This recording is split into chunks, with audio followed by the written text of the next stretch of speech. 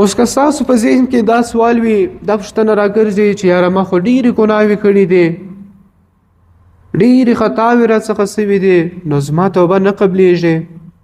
ګورئ دا خبره ښه یاد ساتئ حدیث قدسی دی الله رب العزت فرمایي یا ابن آدم لو بلغت ذنوبك عنان السماء ثم استغفرتني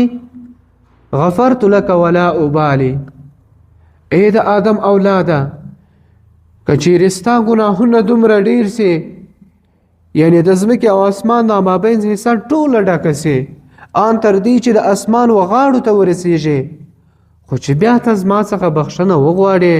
زما څخه د مغفرت طلب وکړې نو زه تا معاف کوم ستا ته بخښنه کوم ستا ګناهونه ټولې ګناوې دې معاف کوم او زه د هیڅ چا پروا هم نه ساتم